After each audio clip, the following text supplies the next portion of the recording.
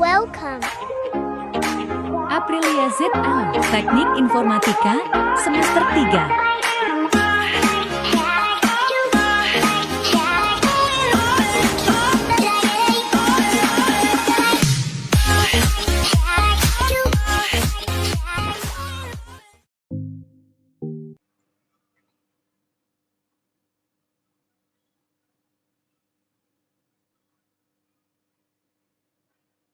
Oke, sebelumnya, Assalamualaikum warahmatullahi wabarakatuh.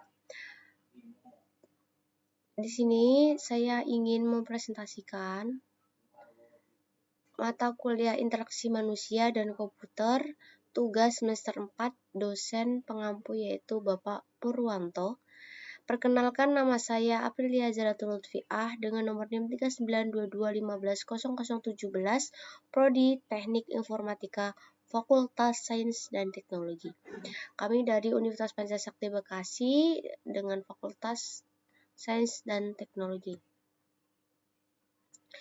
Kami di sini ingin menjelaskan tentang analisis tugas di pelajaran IMK. Pendahuluan yang pertama adalah analisis tugas. Task analysis merupakan suatu metode untuk menganalisis pekerjaan manusia, apa yang dikerjakan, dengan apa yang mereka kerjakan, dan apa yang harus mereka ketahui. Contohnya, apa saja tugas yang harus dilakukan dalam membersihkan rumah. Yaitu proses untuk menganalisis pekerjaan, cara manusia melakukan pekerjaannya dengan hal-hal yang mereka kerjakan, hal-hal yang mereka kenal, tindakan, dan hal-hal yang harus mereka ketahui. Keluaran dari analisis tugas ini berupa perincian dari tugas yang dilakukan manusia. Dan selanjutnya yaitu hal-hal yang mereka gunakan, rencanakan, dan urutan tindakan yang biasa dilakukan untuk menyelesaikan tugas tergantung pada teknik yang digunakan. Alasan perlunya analisis tugas yaitu untuk memasukkan elemen manusia secara langsung pada perancangan secara sistematis dan terbuka sehingga dapat diperiksa secara teliti. Istilah-istilah dalam analisis tugas, yaitu yang pertama yaitu sasaran atau external test adalah kondisi sistem yang ingin dicapai manusia. B. Tugas internal test atau adalah himpunan terstruktur dari aktivitas yang dibutuhkan, digunakan, atau dipercaya sebagai hal yang penting untuk mencapai sasaran dengan menggunakan perangkat tertentu.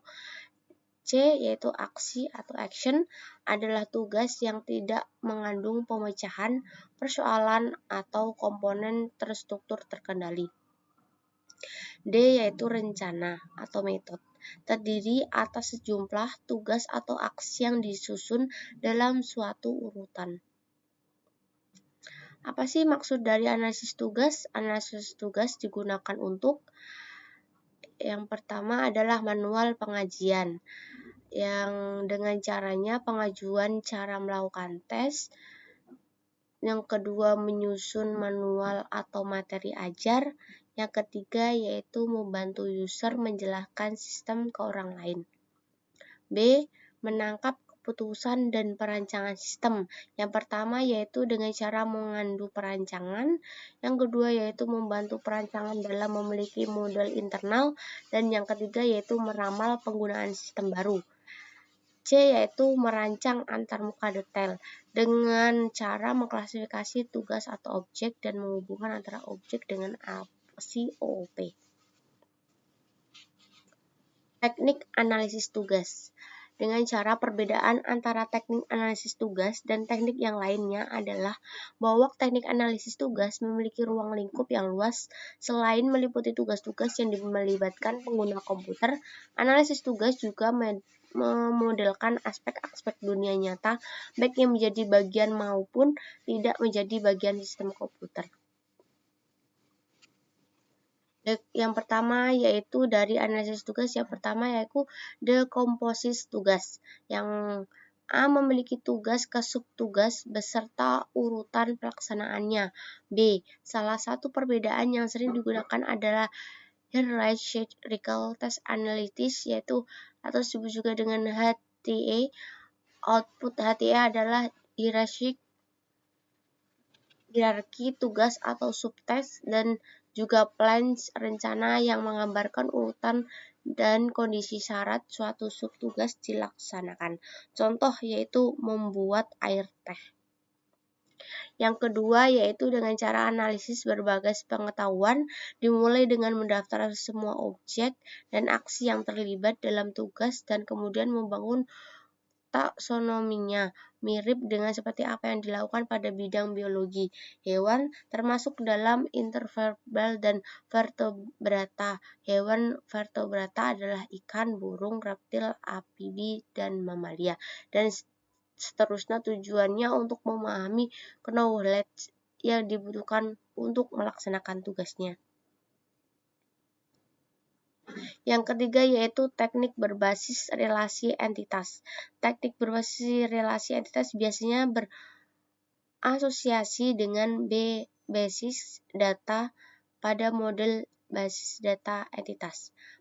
Mewakili sistem contoh tabel dan atribut pada analisis tugas, menekan pada objek, aksi, dan hubungannya di antaranya, mirip dengan analisis berbagai objek tetapi menginstruksikan entitas non-komputer dan berpenerapan pada pemahaman domain bukan implementasi. Sumber informasi dan pengumpulan data. Yang pertama adalah dokumen yang tersedia, observasi, wawancara, analisis awal, dan pengurusan dan klasifikasi. Penggunaan analisis tugas ini yaitu dengan cara manual dan pengajaran. Yang kedua, pendefinisian kebutuhan dan perancangan sistem. Yang ketiga yaitu perancangan detail interface.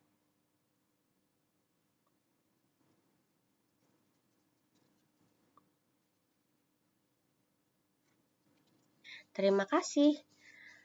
Any question? Bila tidak ada pertanyaan, maka saya tutup tugas IMK sebelum UAS. Terima kasih dari saya Aprilia. Mohon maaf bila ada salah kata. Wassalamualaikum warahmatullahi wabarakatuh.